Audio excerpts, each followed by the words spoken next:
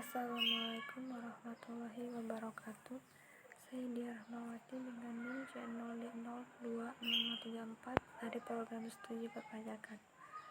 Kali ini saya akan menjelaskan materi tentang tax planning dan pengendalian atas pajak pertambahan nilai dari mata kuliah manajemen pajak. Pertama, pajak pertambahan nilai atau PPN adalah pungutan yang dibebankan atas transaksi jual beli barang atau jasa yang dilakukan oleh wajib pajak pribadi atau badan yang telah menjadi pengusaha kena pajak atau PKP. Pajak pertambahan nilai merupakan pajak yang dikenakan pada setiap transaksi jual beli barang atau jasa dalam negeri oleh wajib pajak orang pribadi, wajib pajak badan, dan pemerintah. Waktu pelaporan kegiatan usaha untuk dikukuhkan sebagai pengusaha kena pajak.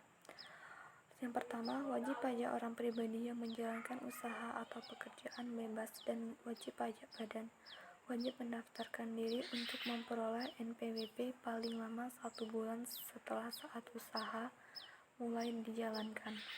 Yang kedua, wajib pajak orang pribadi yang tidak menjalankan usaha atau pekerjaan bebas apabila sampai dengan 1 bulan memperoleh penghasilan dan jumlahnya telah melebihi PTKP setahun, wajib mendaftarkan diri untuk memperoleh NPWP paling lambat pada akhir bulan berikutnya.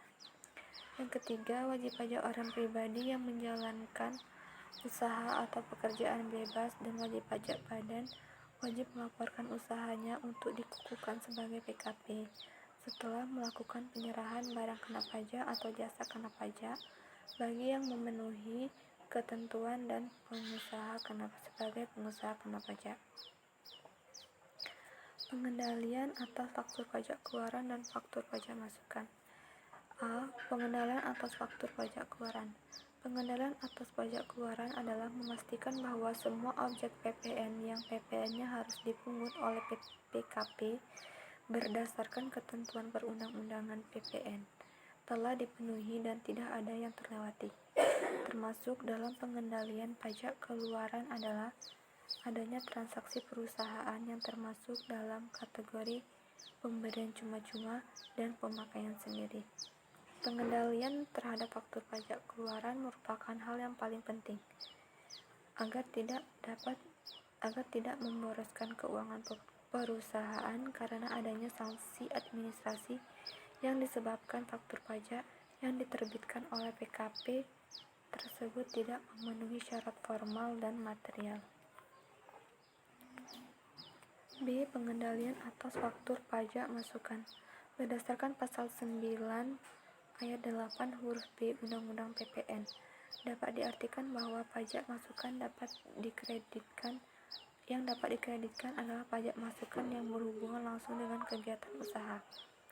Berdasarkan pasal 9 ayat 8 huruf F Undang-Undang PPN, dapat diartikan bahwa pajak masukan yang dapat dikreditkan adalah pajak masukan yang faktur pajaknya memenuhi syarat formal dan material sebagaimana diatur dalam pasal 13 ayat 5 atau ayat 9 Undang-Undang PPN. Untuk itu, pihak perusahaan harus selalu mengecek fisik dari faktur pajak yang diterima agar memenuhi kedua syarat sebagaimana diatur dalam pasal 13 ayat 5 atau ayat 9 Undang-Undang PPN. Tax planning, pemilihan tempat pajak terutang. Pemilihan tempat pajak terutang adalah pemilihan satu cabang atau lebih oleh PKP sebagai tempat umum terutangnya PPN. Pemusatan ini bisa memberikan kemudahan administrasi karena adanya tempat yang dipilih sebagai pemusatan PPN yang harus merilis faktur pajak dan melaksanakan kewajiban PPN.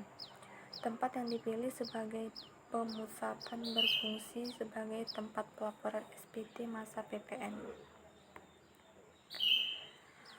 Rekonsiliasi DPP PPN dengan peredaran usaha dalam SPT PPh Badan. Rekonsiliasi atau ekualisasi adalah sebuah proses pengecekan apakah jenis pajak sudah sesuai dengan jenis pajak lainnya yang terkait satu sama lain. Bagi SPT tahunan badan, ekualisasi menjadi kunci saat melakukan rekonsiliasi fiskal. Mengingat banyaknya dan detailnya data banyak dicantumkan dalam SPT tahunan. Mungkin hanya itu presentasi dari